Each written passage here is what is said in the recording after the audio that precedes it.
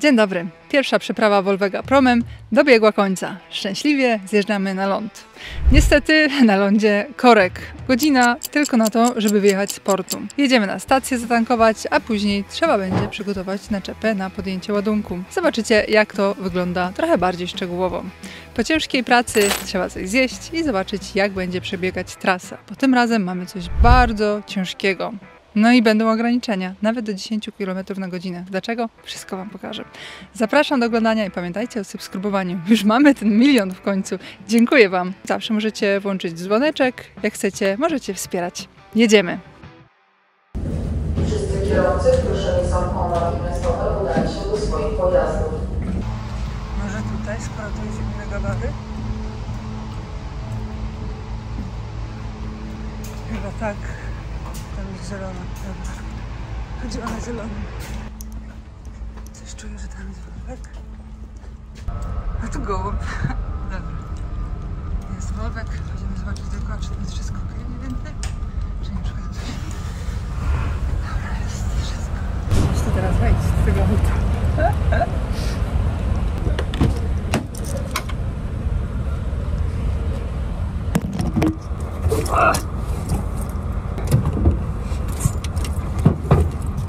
O Jezu, udało się. No tak, ręcznik wypadł z drzwi.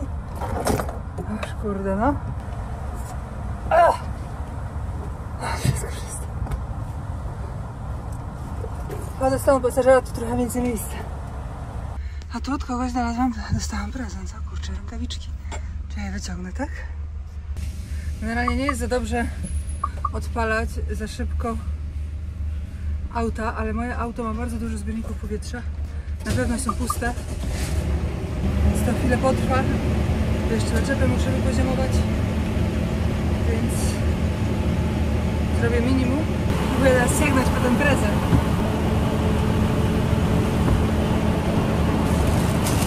Dobra, mam. Zapraszamy na parking kamienisty w Trelleborgu. Tak się na stary terminal do końca. O! Takie rękawiczki M-Bag ze słoną. Nie mam pojęcia, kto to zrobił, ale widać, że ktoś to mnie obserwuje, bo wiedział, że jakie rękawiczki ja lubię na kolor, więc bardzo dziękuję. Dziękuję, ja akurat jadę po prostu za ładunek. Więc tym razem nic z tego nie będzie, ale no dziękuję, dobrze wiedzieć. Teraz tak, są rzeczy ważne i ważniejsze. Po pierwsze trzeba zrobić wydruk. Ja sobie mogę opisać pauzę. Dobrze, tu sobie go wypoziomuję. Coś na czapę.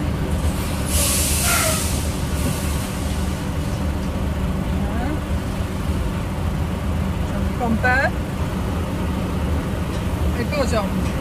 Fotel. Jak już jest poziom, na zielono się świeci i widać, że ale wierzcie, że się świeci, jeszcze sobie troszeczkę balkon podniosę.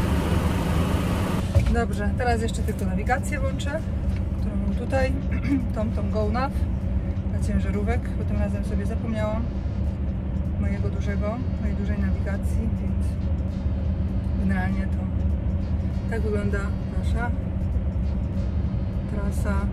Jeszcze tutaj dopiero wyłączę tryb samolotowy, ale stąd jedziemy tu.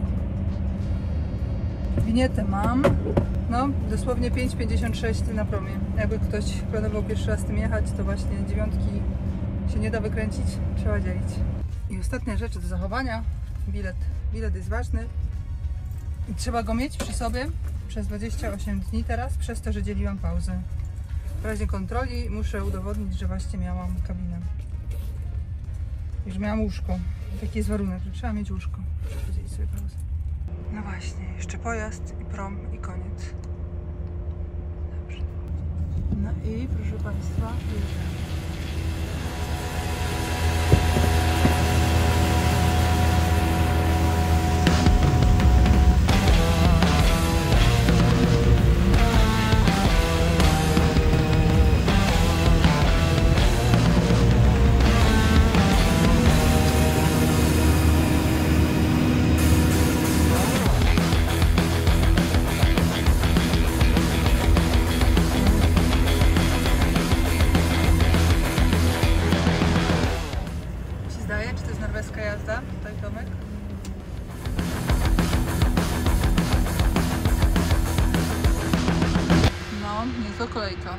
Ach, tak to jest na promach, że czasami jest kontrola na wyjeździe. Sprawdzają, co tam jest, tam kto wiezie. Kontrola trzeźwości też potencjalnie, bo to był dosyć krótki prom.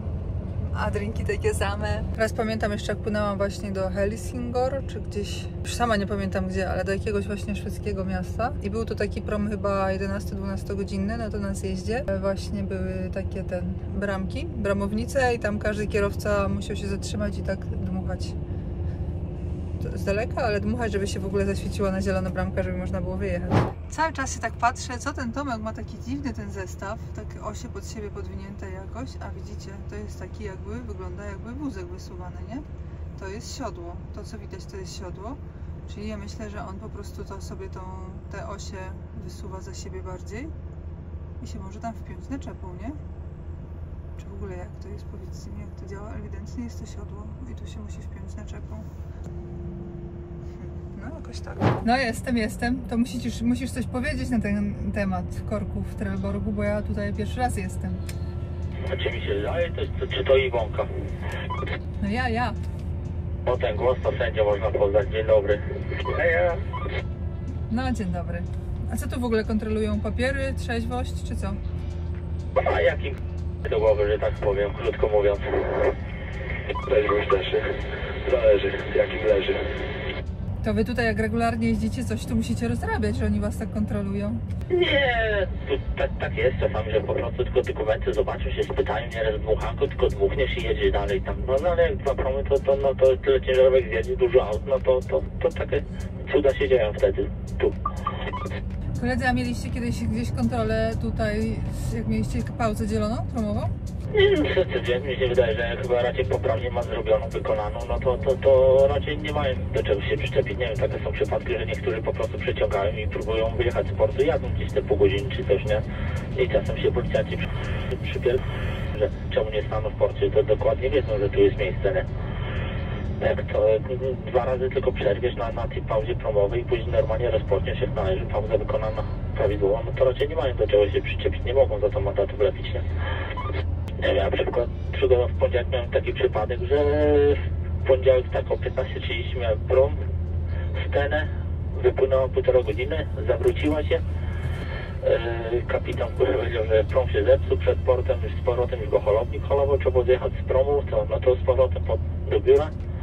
To była już druga pauza przerwana, tak, i potem z domu musiałem odpalić samochód, pojechać z powrotem, już nie mogłem rozpocząć dacha nic, no bo to była wina armatora, tak, no poszedłem do statku, do obsługi, zażądałem zaświadczenia, jak wjechałem na drugi prom o 22:30, przed wyjściem z kabiny to na promie zrobiłem wydruk, poszłem do obsługi, powiedziałem, że mają mi podbić, bo prom był zepsuty i tak dalej, i z tego promu zepsutego jest, podbili mnie, napisała mi babka opisała i tyle, no i co zrobisz?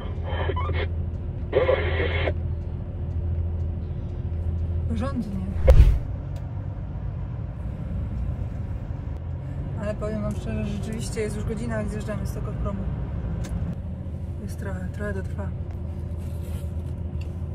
Aż podwyciągnę. Nie wiem, co to mogą chcieć, ja już całkiem na pusto.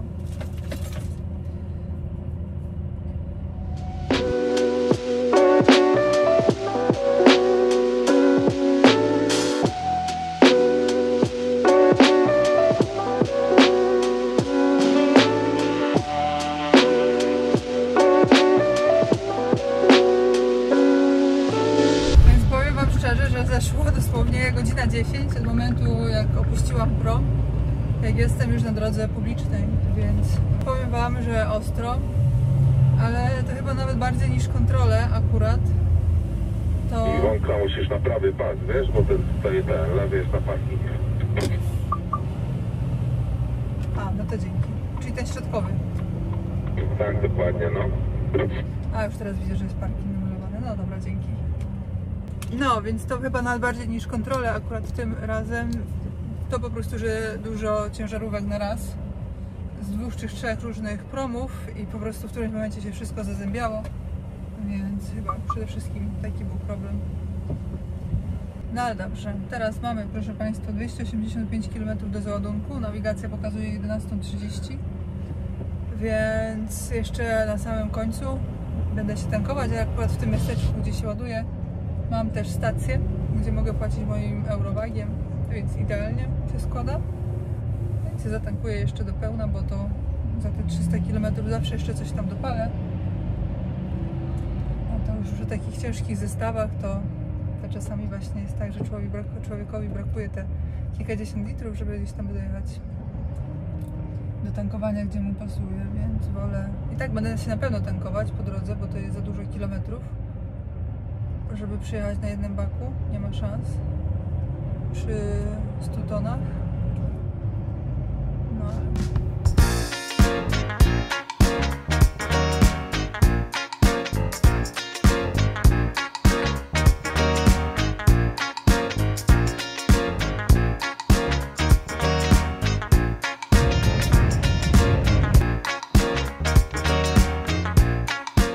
Zatrzymałam się na szybką toaletę i patrzcie, ciekawostka.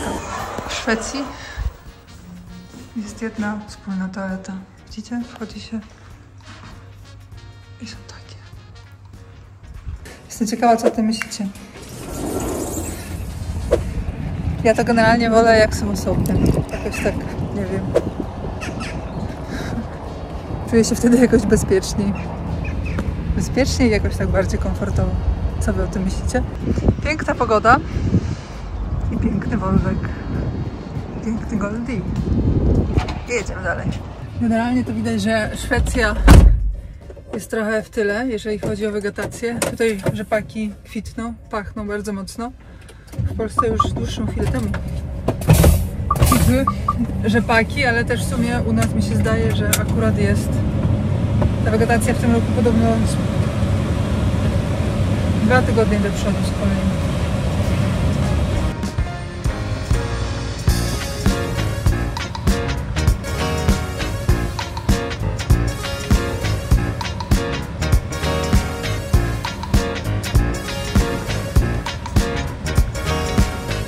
No i znowu paliwo, znowu tankowanie. Taka malutka stacja, ale dobra, lecimy.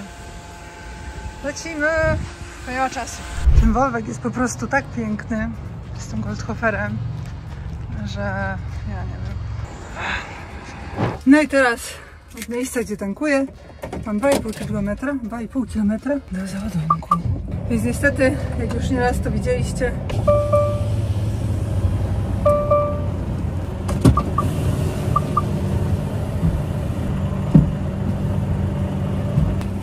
z wykręconymi osiami to nie jest tego.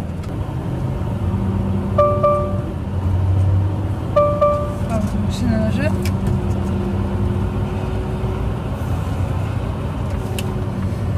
No więc słuchajcie, chodzi o to po prostu, że nie mogę nagrywać załadunku, nie mogę wam pokazać ładunku. Jak to już chyba trzeba powoli do tego przywyknąć, że ci klienci właśnie na takiego zestawu ciężkiego, specjalistycznego. No wiem, Wolwek, już mamy 2 km, zaraz wstaniemy, będziemy się meldować. No, że ci klienci są tacy, że po prostu sobie zastrzegają, że wszystko ma być tajne, nic nie wolno pokazywać, więc ja jako szef firmy oczywiście to respektuję, więc niestety no nie zobaczycie, nie? Dobra, bo ja się już muszę skupić, zobaczyć, gdzie tutaj mam pineskę, muszę znaleźć dobrze dojazd, do zobaczenia. No dobrze, jestem zameldowana, staję przed bramą, więc powiedzmy, że przygotowanie do załadunku możemy nagrać. Trochę jest zabawa z taką naczepą. Transport specjalistyczny jest taki trochę dziwny. Z jednej strony wozi się wielkie, ciężkie ładunki, ale z drugiej strony ostatnimi czasy wszyscy klienci zastrzegają sobie, że nie wolno kierowcom robić zdjęć ich ładunków, więc nie dotyczy to tylko i wyłącznie mnie, dotyczy to wszystkich kierowców. W każdym razie dzisiaj mogę tyle powiedzieć, że wjedziemy ładunek szeroki, który wymaga poszerzenia. I co? Klucz zostawiłam tam wszystko i o. Jeszcze nawet nie tu. Jej.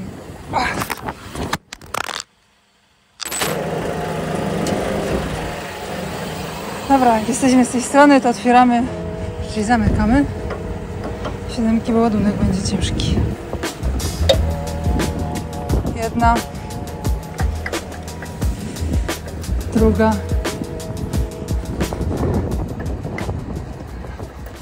Trzecia. Czwarta. Czy ta strona już? tej strony to samo. Pierwsza. Druga.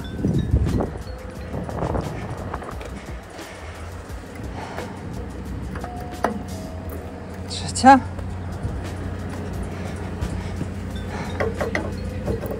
Czwarta. I teraz jeszcze puszczamy oś. Jedną.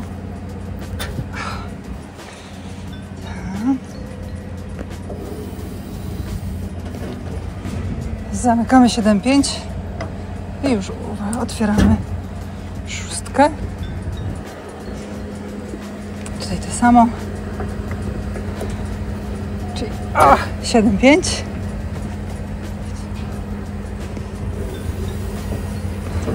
Dół.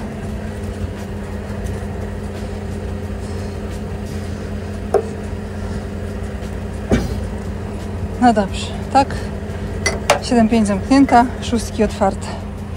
Dobrze. Kolejny etap to jest najazdy. Możemy powolnić, a możemy poszerzenia też zrobić, ale to już odkładamy.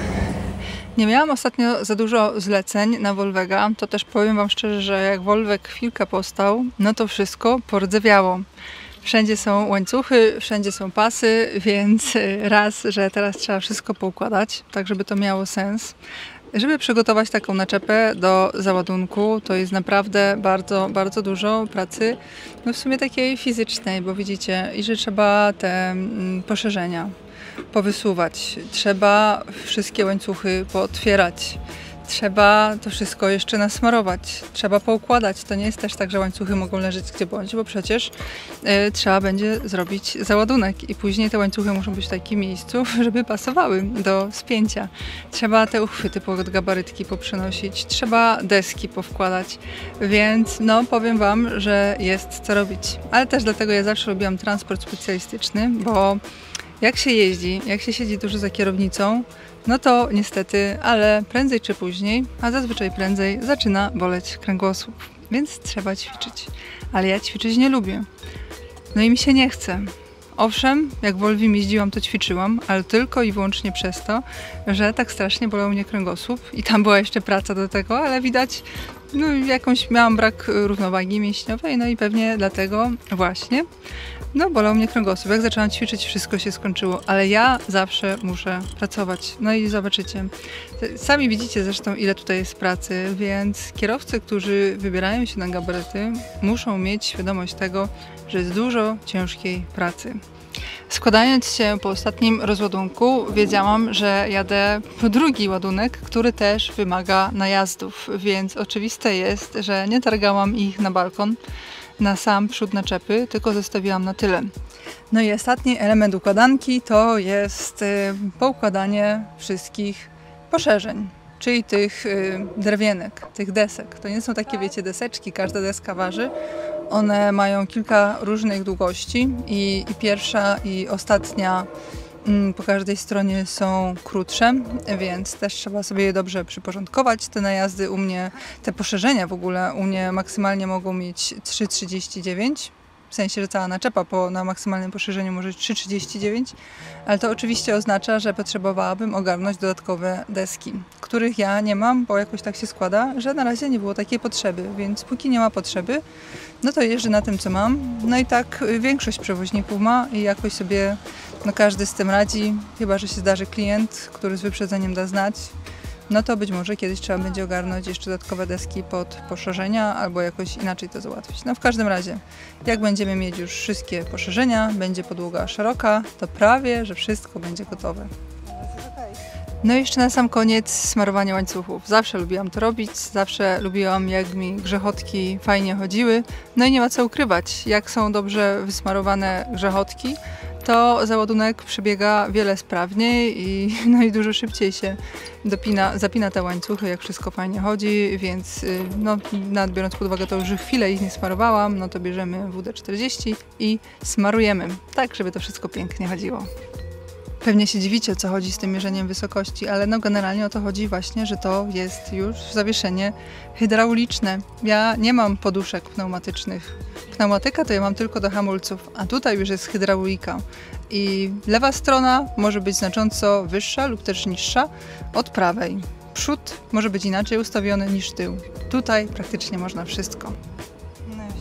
To jest Goldhofer. Jak załadujemy, tutaj trochę się wyprostuje. Tak wygląda sytuacja. Czepa jest przygotowana do załadunku. Siódemki pozamykaliśmy, nie?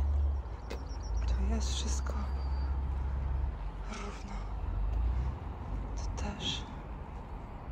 Najazdy gotowe. Tu wszystko gotowe.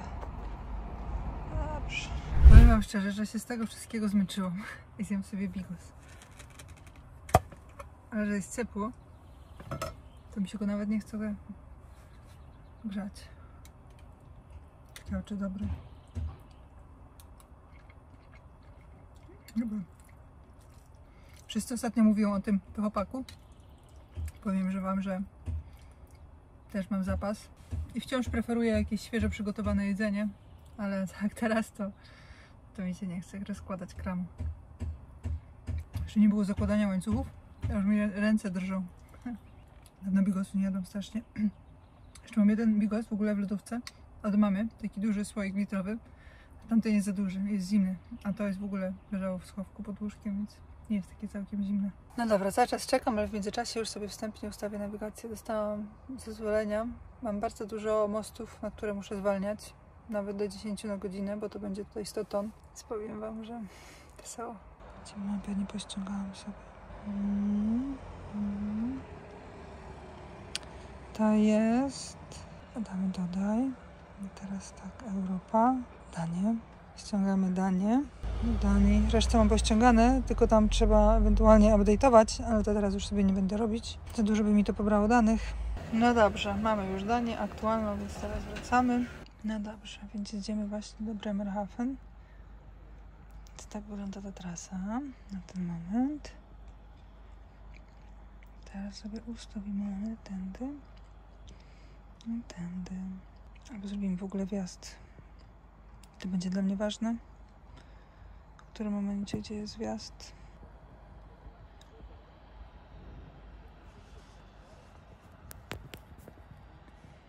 Dobrze. No już ta trasa wygląda nam o tak.